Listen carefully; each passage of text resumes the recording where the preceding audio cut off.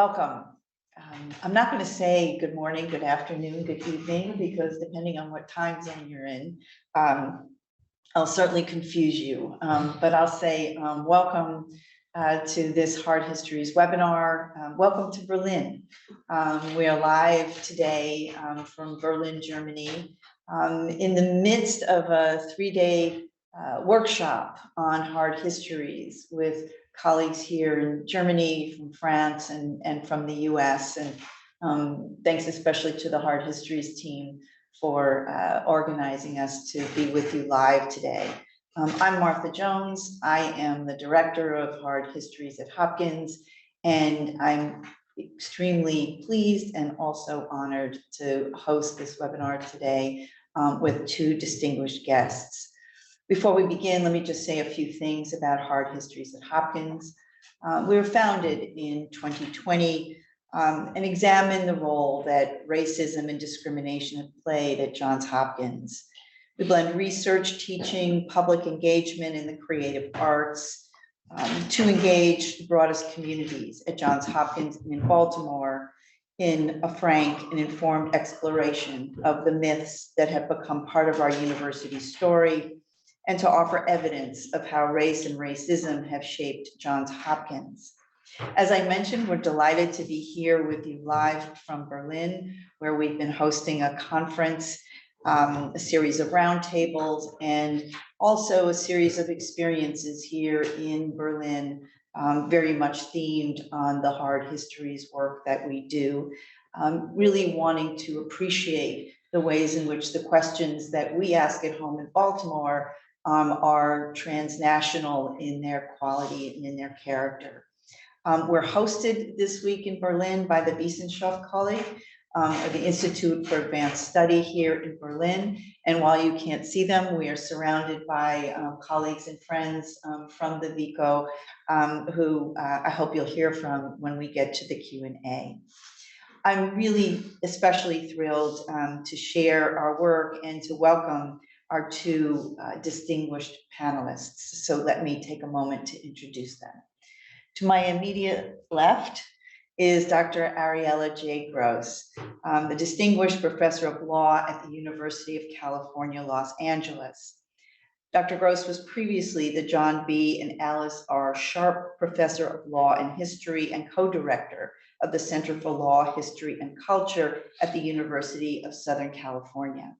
Her most recent book, co-authored with Alejandro de la Fuente, Becoming Free, Becoming Black, Race, Freedom, and Law in Cuba, Virginia, and Louisiana, published in 2020 by Cambridge University Press, was the winner of the 2021 Order of the Coif Award for the Best Book on Law, and the John Philip Reed Award for the Best Book in Anglo-American Legal History from the American Society for Legal History.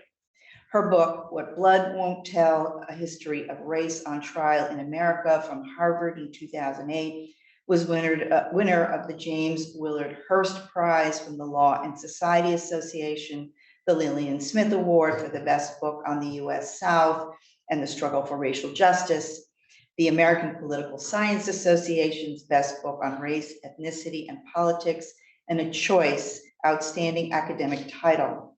Professor Gross is also the author of Double Character, Slavery and Mastery in the Antebellum Southern Courtroom, Princeton University Press in 2000. And that comes at the end, but that's such a formative book for me. I want to just pause there on Double Character. It's such an important path-breaking book. To Dr. Gross's left is Dr. Leslie M. Harris, who is Professor of History and Black Studies at Northwestern University, a specialist in pre-Civil War African-American history. She has authored and co-edited 5 books, including the award-winning In the Shadow of Slavery, African-Americans in New York City, which I guess in 2023 had a new edition, a 20th anniversary edition come out. And most recently, Slavery in the University, Histories and Legacies in 2019 with James Campbell and Alfred Brophy, something that we recommended to our followers on our Substack this week. Dr. Harris has also participated in a number of public history projects, including the award-winning Slavery in New York exhibition, which was up between 2005 and 2007 at the New York Historical Society, and the accompanying co-edited book with Ira Berlin. The reinterpretation of the urban slave quarters at Telfair's Museum, Owens Thomas House in Savannah, Georgia, which included the edited volume Slavery and Freedom in Savannah, 2013, with Dinah Ramey Berry, and the NEH-funded interactive website, People Not Property, created by Historic Hudson Valley in 2019. Dr. Harris is currently completing Leaving New Orleans, A Personal Urban History, a book that combines memoir with family, urban, and environmental histories to explore the multiple meanings of New Orleans from its founding through its uncertain future amid climate change. The panelists and I'm nodding at a colleague who's been working so importantly on climate change, so I hope we'll get to that. The panelists and I will be in conversation for about 25 minutes, and then we'll turn to your questions. Please submit your questions at any time using the Q&A function. We'll also have some, as I've mentioned, attendees here in person from whom I will field questions as well. Finally, but importantly, live captioning is available to our audience members within Zoom. We're posting a link in the chat to the live transcript URL for those who prefer to access captions that way. I must say, I'm not usually the person to do this introduction, so I would say a shout out to everybody who has hosted these webinars because it's a lot. But now I get to the place where I'm more comfortable saying welcome, and I'm really thrilled for the chance to talk with you both. And we're going to do some visiting of you all's careers and experience. We'll get to what I hope are at least some preliminary reflections about the time and the experience you've had here thus far in Berlin, and then maybe end with some reflections on something that has come up a lot in our discussions in these few days, what I'll call objectivity. But let me start by asking each of you just to introduce yourselves to the folks who are with us. Because I suspect that in a way you were both trained much like I was, which was to be impactful, but rather conventional historians. You imagined you would write scholarly books and articles, you would teach and mentor graduate students. But for each of you, there comes a moment where the question of memory really surfaces, a somewhat controversial turn for historians to memory. And so I thought maybe I'd ask sort of where that begins for you, and how you make that turn, and what it's meant in your work. Maybe Dr. Harris, do you mind getting us started? Yeah, you are correct that we were both trained at Stanford, which although it was in California, people might have thoughts about that. It was actually a very traditional program. And I would say that, as you said, expected to write books, to teach students, to train graduate students. And shortly after my first book was published, I entered a completely new world that I was completely unprepared for, and which was engaging with museums, public history. This first exhibition at the New York Historical Society was a huge learning curve for me. Luckily, I had Ira Berlin, David Blight, Jim Horton, senior scholars who had already been doing public history work, and I soon learned to watch and listen. When you say memory, you're talking about, in that instance, public memory and the loss of memory. So people who had forgotten, a city that had forgotten that it had a 200-year history of slavery. And I continue to do that kind of work. The other kind of work that I, again, backed into was slavery and university work. in which a series of contemporary racial incidents called into question the meaning of Emory University. Is it an institution that values racial diversity and other forms of diversity, or was it a place that doesn't? And out of that set of questions asked by a small group of us, we developed what we call the Transforming Community Project to understand not only or even primarily how to transform the university, although we hope to do that, but also how do universities transform? How do institutions change? How have they changed over time? And that was probably some of the most compelling and moving work of my life. And at the same time, work that completely felt like it took me off the traditional academic path. And then as that was kicking off, Hurricane Katrina devastated my hometown. My family came to live, part of my family came to live with me. And their memory came in a different way, which is my own personal memories of New Orleans, a place that I had left gleefully and happily at the age of 18. And suddenly it was back in my life. And I suddenly also found myself with a project, called to write a project that would rely on my own memories and an interrogation of what the city meant as I watched other people use New Orleans as an example and of things that I didn't always agree with. And New Orleans is a place where a lot of people go to make memories and leave memories, similar to Las Vegas. Those of us who grew up there, we have often held our own memories close. And so as we enter a moment where places like New Orleans are going to disappear, and I didn't have as strong a sense of that in 2005 as I do now, I feel called to record my own memories and then do something a little stronger too, though, make sure that parts of that history are retained. So there are lots of ways in which I feel I've been not against my will, but in unexpected ways. I've had to deal with memory beyond the traditional confines of academic books, archives, book reviews, and journals, and to have a bigger, if I can, a bigger footprint. It's a perfect setup to where we're going to go, because I want to come back to the Transforming Communities Project and to your book, Work in Progress. So thanks for setting this up. Dr. Gross, tell us a little bit about your journey.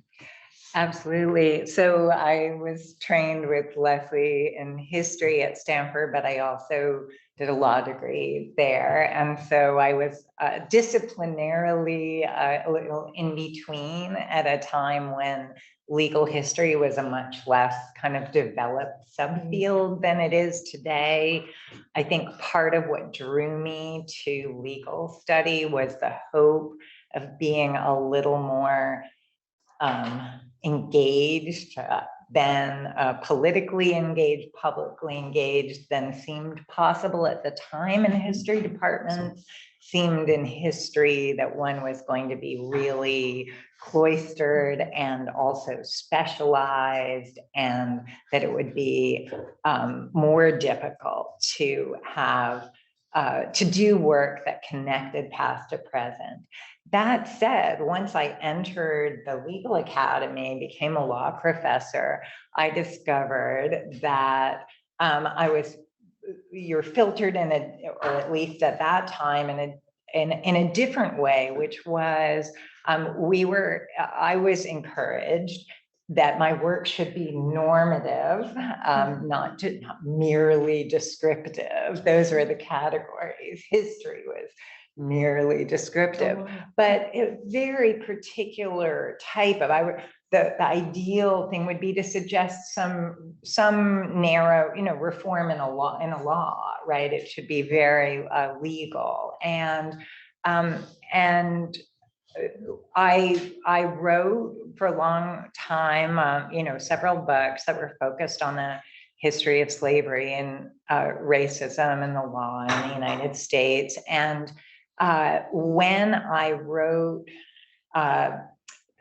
conclusions or concluding sections that tried to connect the past to the present, I remember, there would be pushback both from historians and and within my own law faculty. And from the historians, they would say, you know, that's politics, that's not history, it doesn't belong in the book. I actually remember one senior historian whom What Blood Won't Tell was sent to told the publisher not to publish the book when he was asked to blurb it at the very end. And he said, don't publish it because until she takes out that conclusion, it's too political.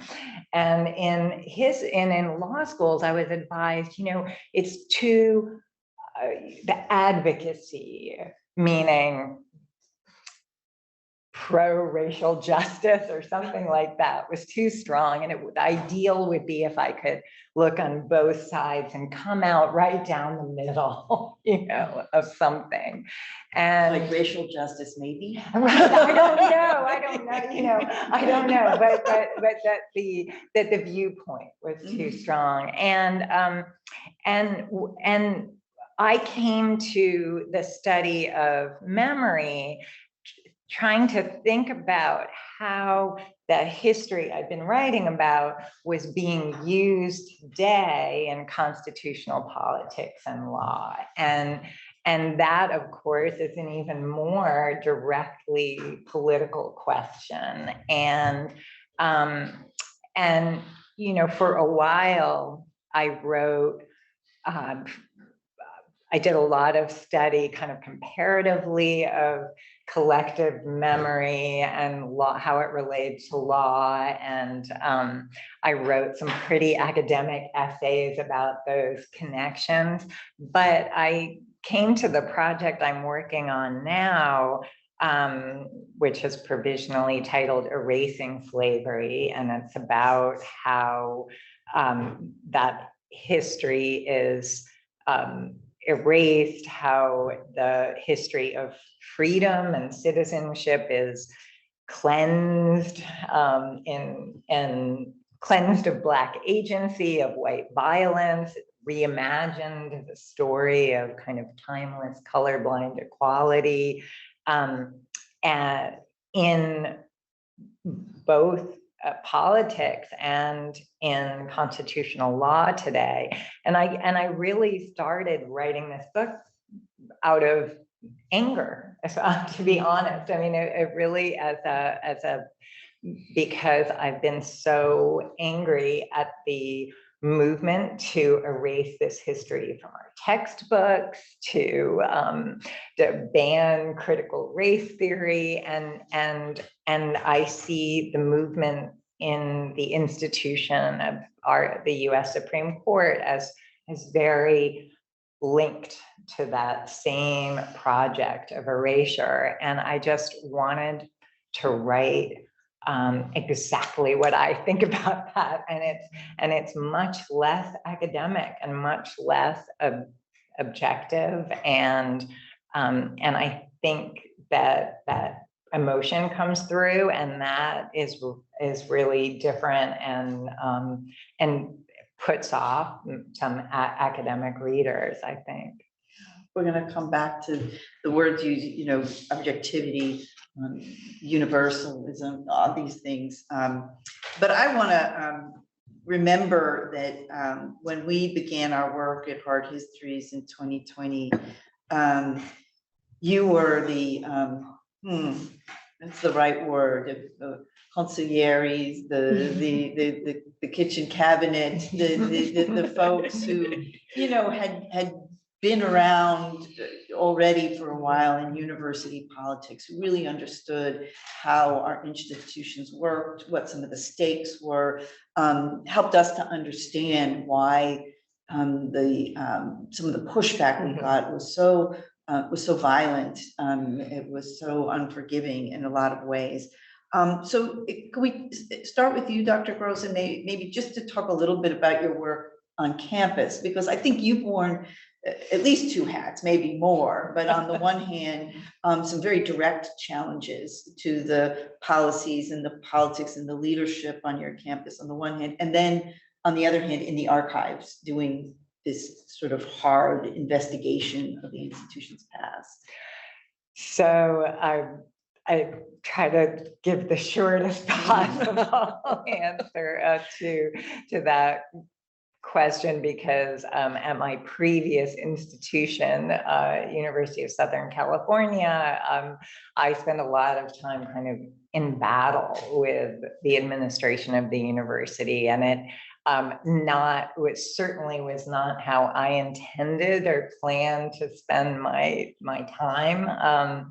But we had suffice to say, very kind of corrupt administration, and a group of us got together, I guess, in the spring of 2018 to call for the leadership of the university to step down, and we marshaled a lot of support for that, and we were successful that spring. I did end up staying quite involved in university politics for another several years. And that was very, honestly, quite frustrating, because institutions are very difficult to change. Institutional cultures are hard to change. Cultures cover up and, hiding of problems, and just let's put this to the side, give wrongdoers a golden handshake, and let them be on their way quietly, and that was really depressing, and it was sort of an education in some of the ways that universities, like other institutions, so for just to give one tiny example, which I think is actually quite connected to the historical kind of work we're doing. So I mentioned the word culture, right? But I think it was an administrative culture. That is, leadership had practices of, if something goes wrong, we'll cover it up and hide it. And but in saying we're going to deal with the past, our university said we see it as a cultural problem, meaning it's everybody's problem.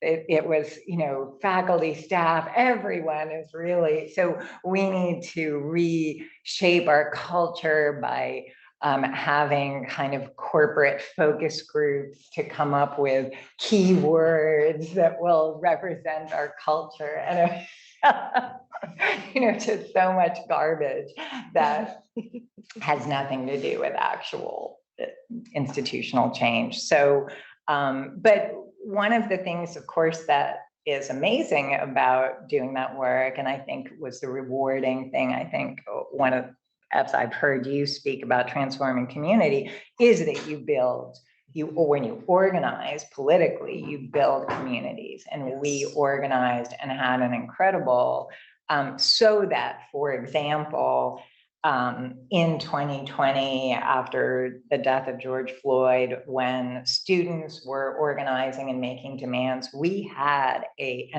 huge organization to get behind demands, very specific demands from the university, some of which we were actually able to win. And we never would have been able to do that if we hadn't already had this depth of organization. But it had its limits, and that's part of why I'm not there anymore. I see you nodding, so I'm going to let you. Sure, similar. I mean, I couldn't agree more. I built the Transforming Community Project with a lot of collaborators at a particular moment where it was a new president, a new provost eventually, Earl Lewis. Jim Wagner was the president, Earl Lewis was the provost. Many of you already know Earl Lewis as someone who's a great champion of diversity over a very rich and illustrious career. And we had a moment where we were fully funded to dream big about what that project could do. So in addition to recovering the history, we had community dialogues where faculty, staff, and students could talk about the history and then use it to think about how they want it to be in the university. And we did build this, we used peer facilitators, and that group, I had no intention of this, but we developed this group of people who just knew how to handle things that came up in the workplace or in the classroom. It's just one example. And I think what I learned from that experience is that what we often think of as problems or things to cover over, or things to run away from, and the institution definitely wants to just, let's get this over with as quickly as possible. Those moments can actually become sites of creativity. Those quote unquote problems, people really leaned into not just complaining, but really thinking creatively about how they individually or collectively could be in the university. And that was really wonderful to see. There were limits, as Ariela said, these institutions are extremely hard to deeply change. A friend of mine said to me just a few years ago, I was spiraling into one of my, why didn't blah, blah, blah happen? And he said to me, well, maybe institutions have their own karma, and, you're there for a moment, but there's only so much you can do. And that's disappointing. I don't know how true it is, but it helped me in that moment of spiraling.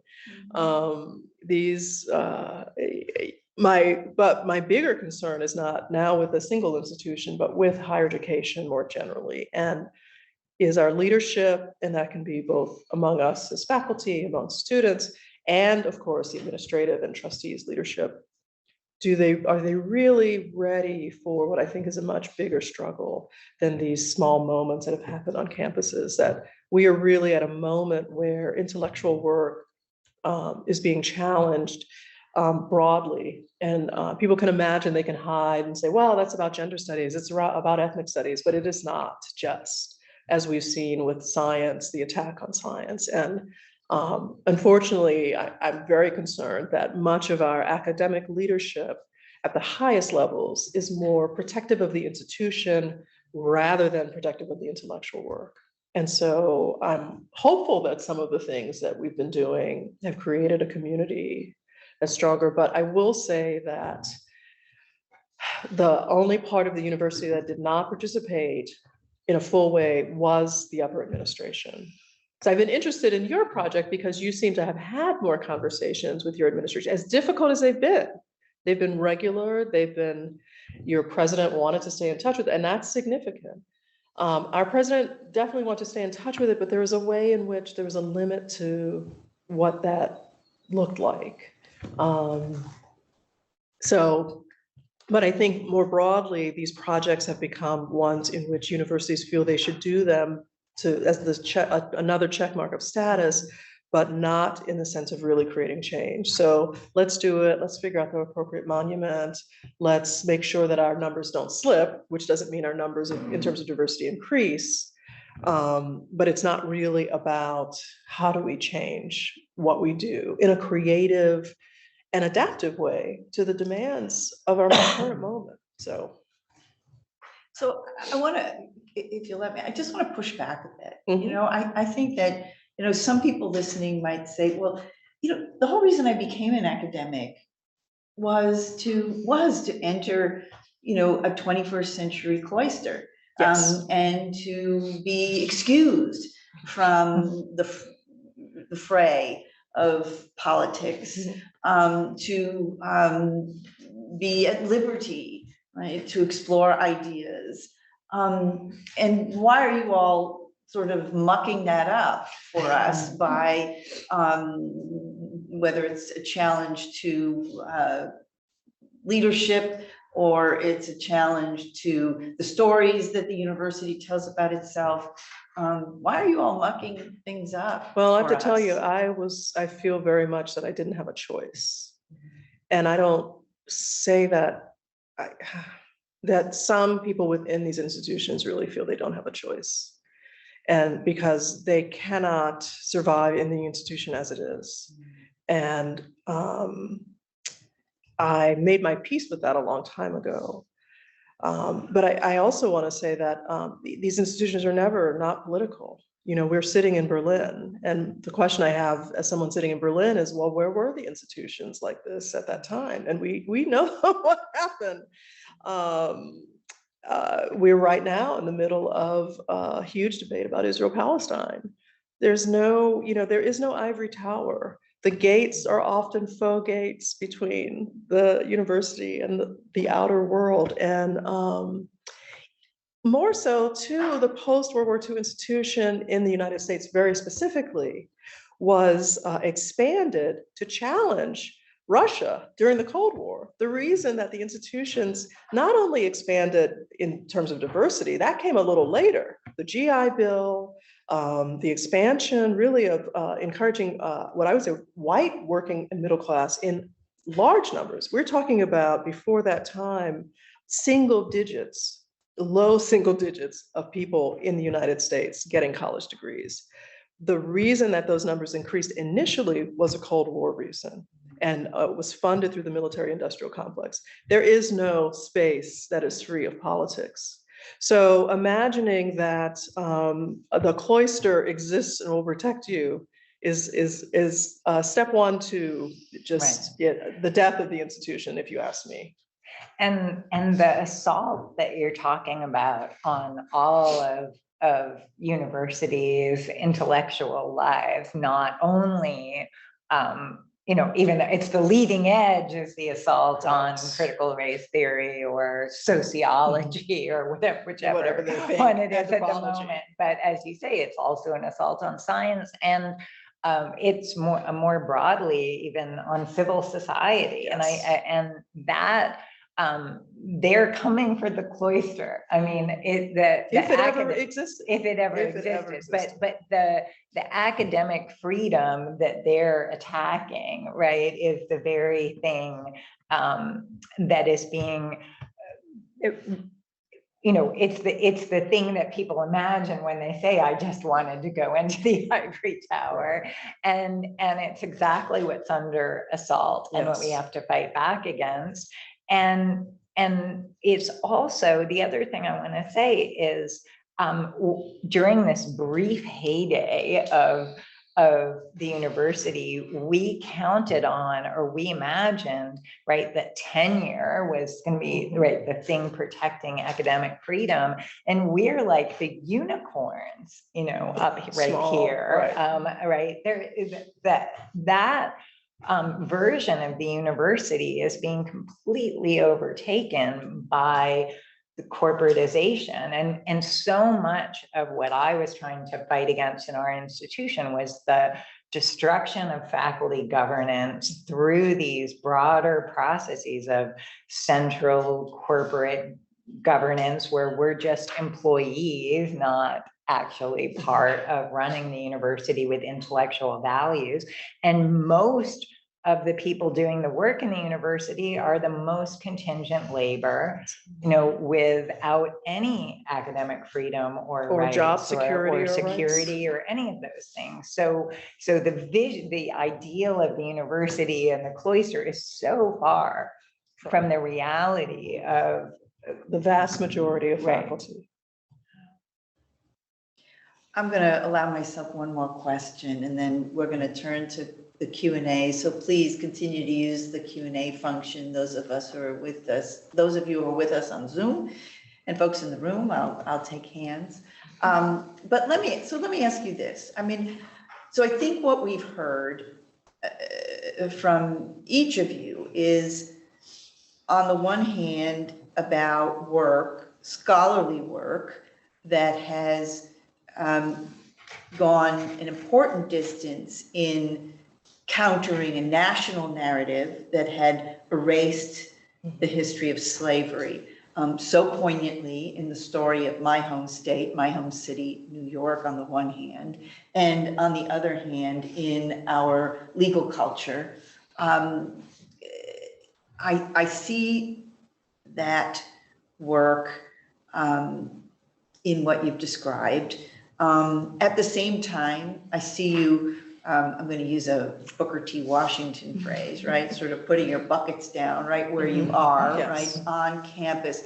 But I think importantly, right, seeing campus is a real place, right? Not an ivory tower, not a cloister at all, but really a microcosm, right? Or a facet of the larger social, political Can I say world. one very important thing? I learned in the last few days that Johns Hopkins is not only the largest employer in Baltimore, but in the state of Maryland. Yes, ma'am. Emory University is the largest in the city of Atlanta. Northwestern in Chicago, Harvard, we could go on.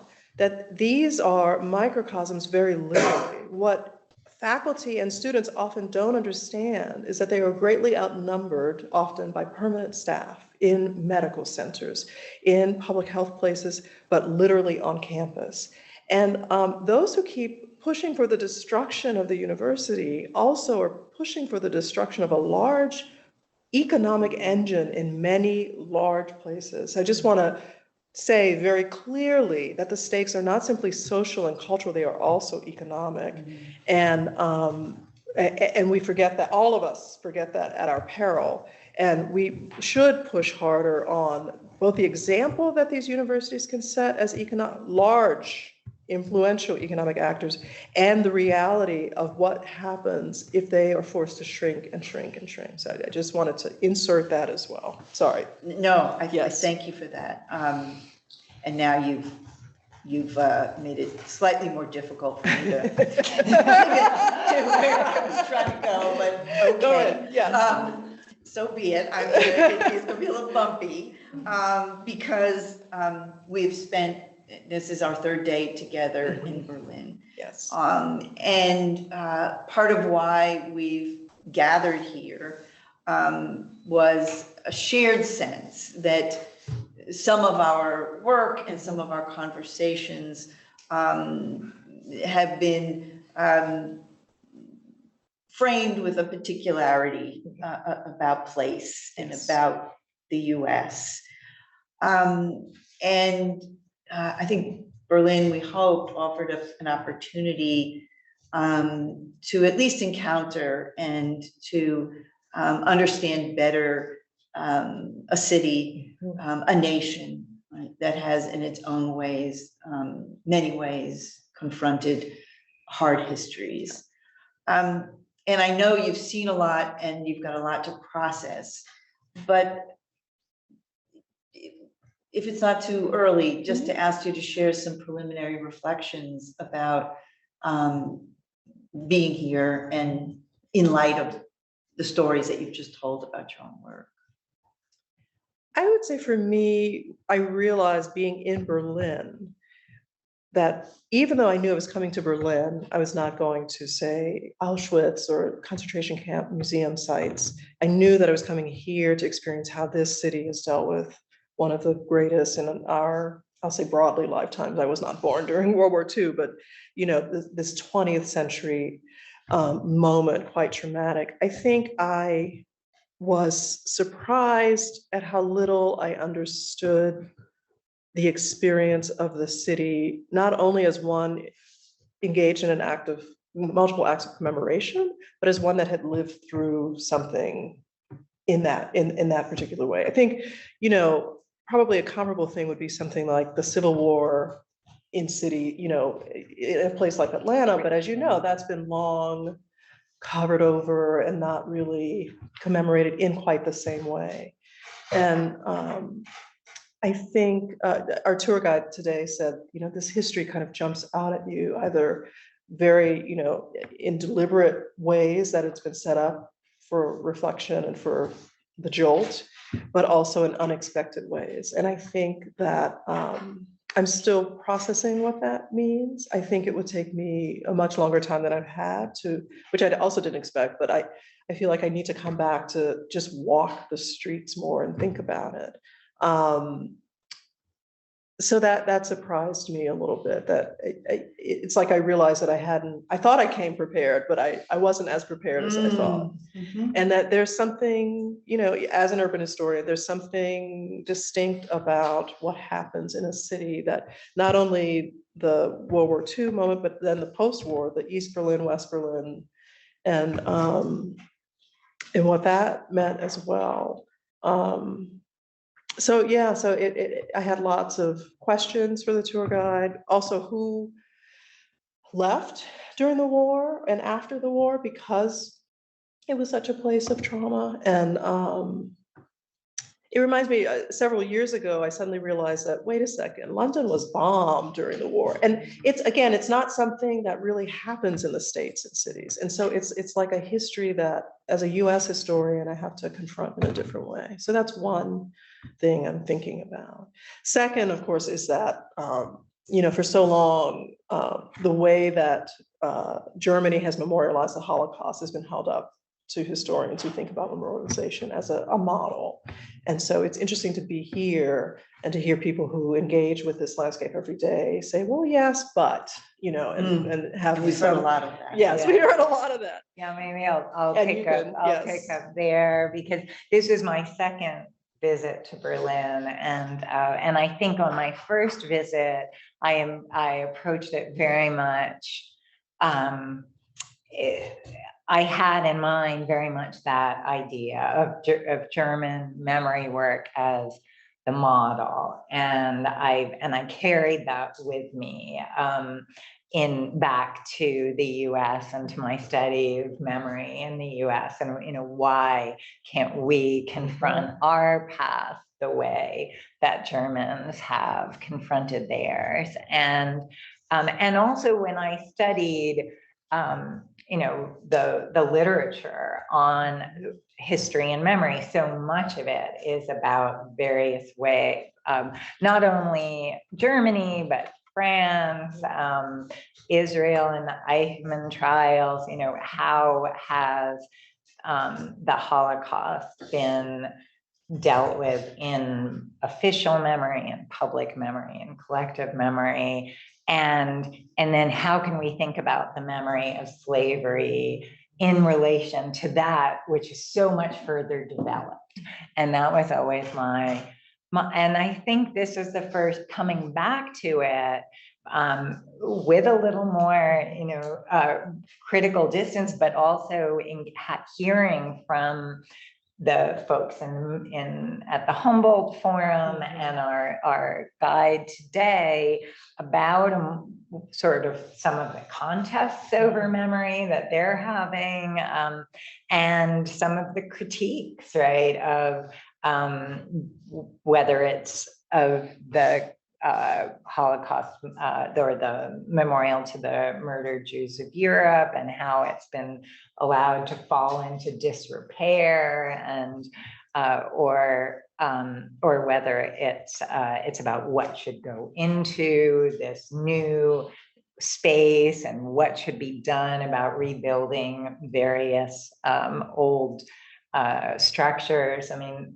so that was really interesting to me. And then the other thing that we talked about some on our tour this morning is something that I've been thinking about for a while, which is, thinking about the rise of fascism and anti-Semitism in Germany, but also in Italy, as part of continuous with the history of colonialism and the history of what the Germans and the Italians did in Africa, and how that kind of set things up.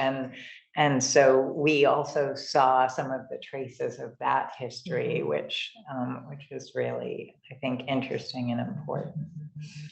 It's for me too. I think the time that we've spent, in a sense, with people who really carry with them the nitty-gritty and the backstory, you deprived of this. Why can't we just do this too, right? Because those stories are so fraught that you understand how an institution might not survive, right? Might not survive these extraordinary efforts. So can I see other hands in the room? Questions in the room? Yes, and I'm going to repeat your question as best I can for the. So thanks a lot for your remarks. I just wanted to go back maybe to the question of time period, because what I feel as well is that in great projects that you're taking on, there's always this idea of where does it end, or when does it end? Or do you have a timeline? Because I would assume that administrations or presidents have a timeline when we know that it's an endless process. I mean, that's what it should be. So I was wondering how you deal with, or you've dealt with this tension, which I think is also, I mean, very visible in Berlin, I mean, in a lot of different countries, or in all those enterprises.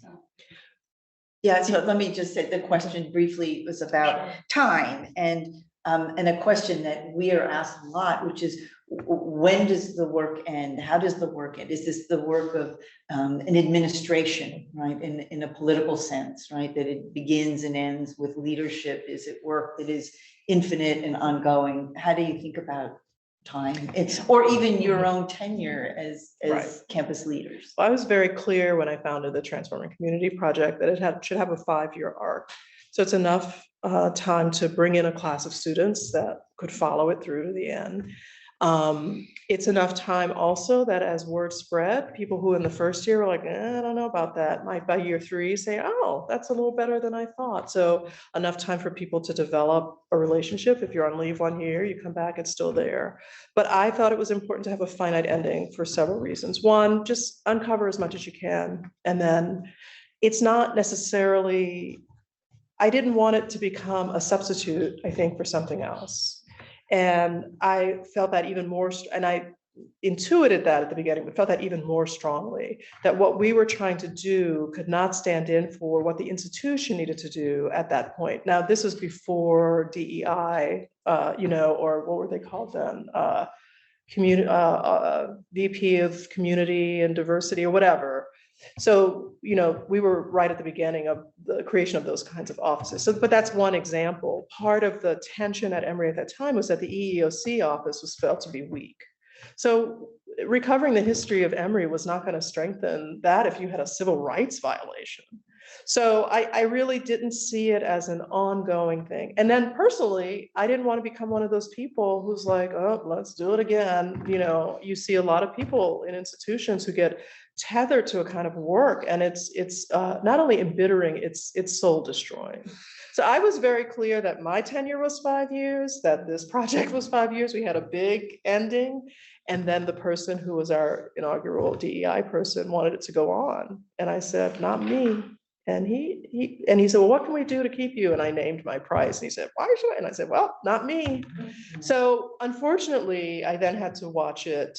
It could have gone on, but I had to then watch it die a different kind of death. And that was incredibly painful. So I'll just leave it at that.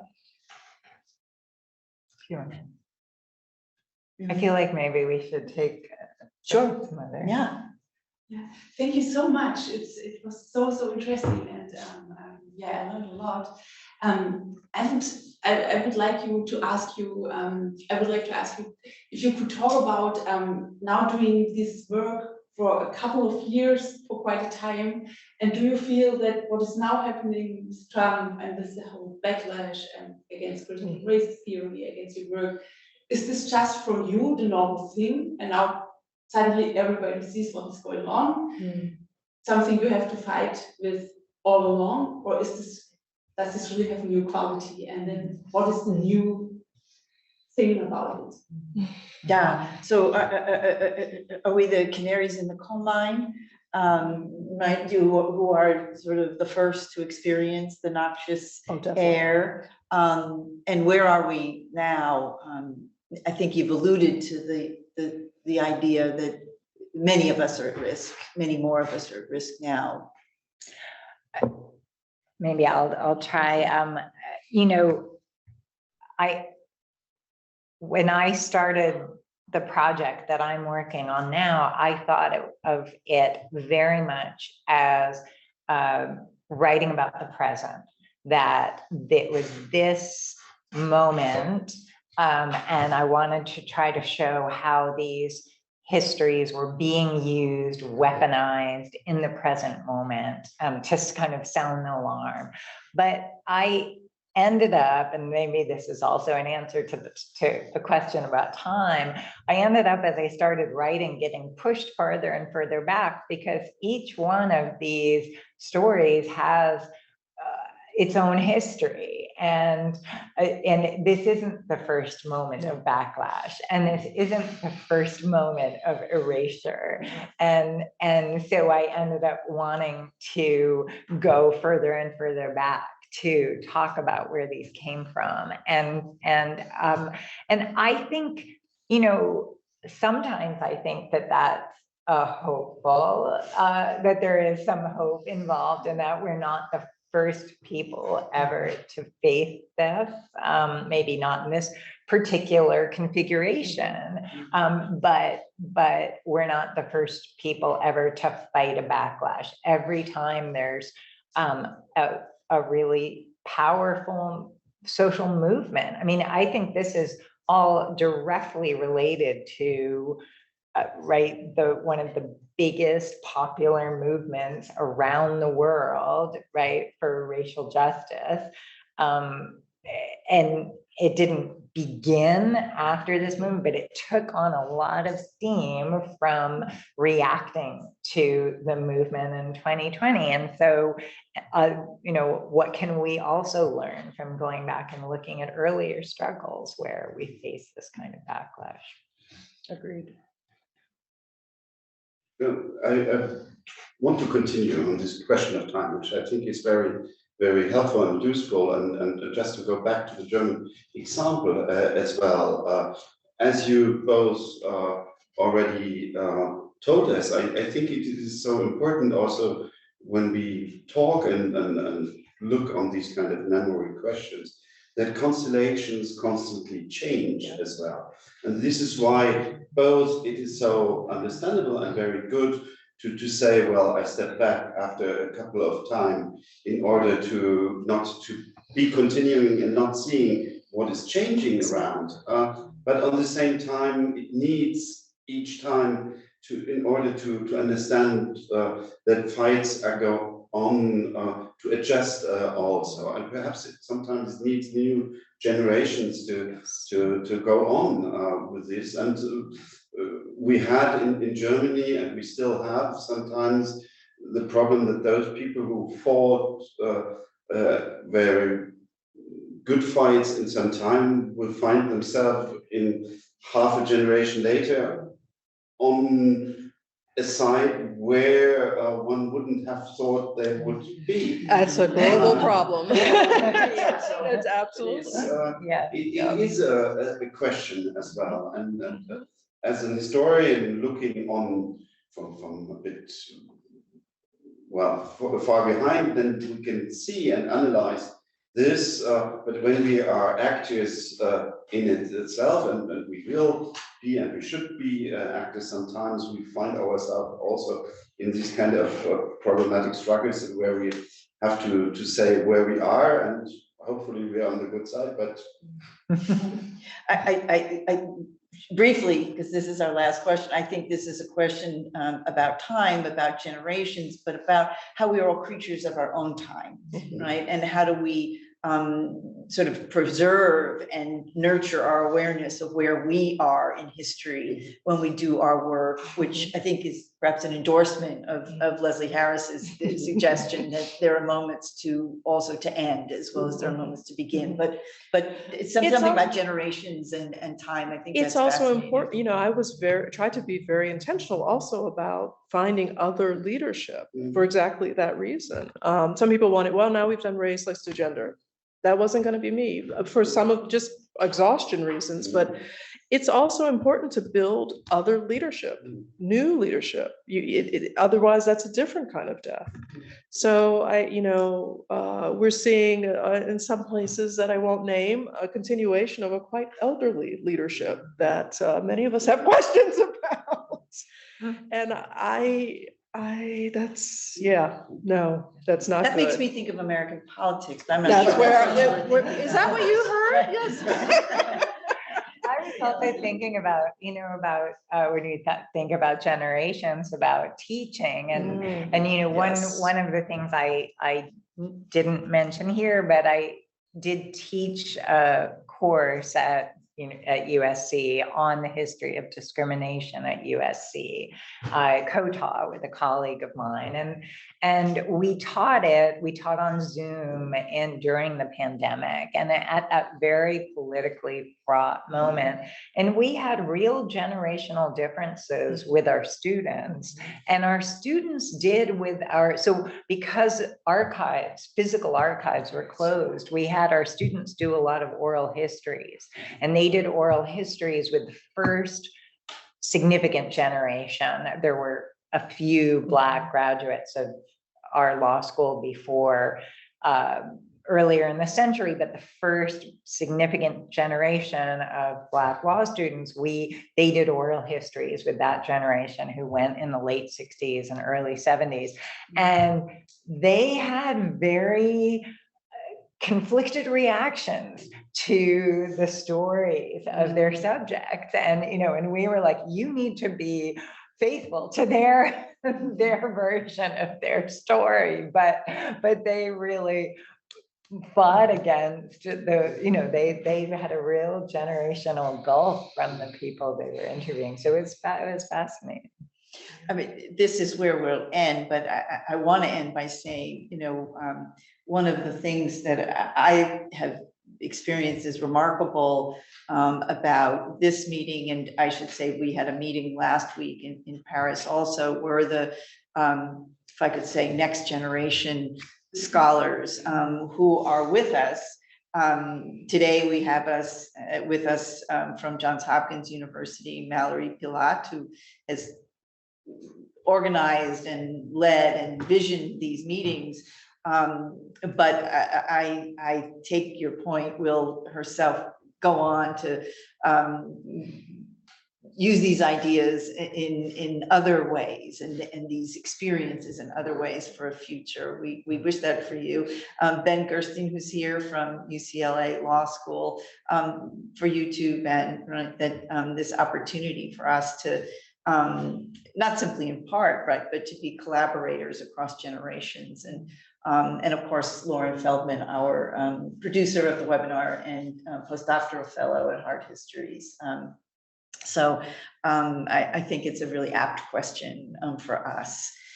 And I have to wrap us up. The hour goes quickly, but I want to, of course, first and foremost, thank Ariela Gross and Leslie Harris for making this journey to Berlin, being part of our conversations here and in Paris in these weeks, but for coming to us with us on the webinar and the chance to introduce you and your work has been really important for us.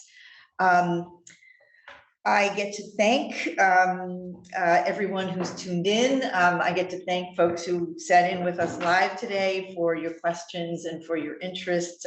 For those of you who are watching, likely know that our webinars are all available on our YouTube channel. And so tune in the next days. They'll be there to share with friends and colleagues who might want to watch. Thank you always to our home team at the SNF Agora Institute in Baltimore. Lots of love today to Baltimore in particular, but to Kelly Milo, who's been anchoring us solo back in Baltimore today. We really appreciate that, Kelly. Tremendous thanks and respect to the Wissenschaft colleague here in Berlin for hosting us, for supporting us and encouraging our thinking. You can always learn more about Hard Histories at Hopkins at our website, hardhistory.jhu.edu. You can find there additional information about our events, a link to our YouTube videos, and our Substack and more. Our next webinar is April 15th, where we'll be hosting Johns Hopkins alums, history department alums who have taken the spirit of Hard Histories and not let go of it, and continue to offer extraordinary research and important critical eye on the institution now from where they sit. You can register by clicking on the link in the chat using the QR code on your screen. Please subscribe to our Substack at hardhistoriesjhu.substack.com. Boy, this is harder than I thought, where we regularly post updates about where we're up to. And with that, thank you very much, everybody. Have a great rest of your day.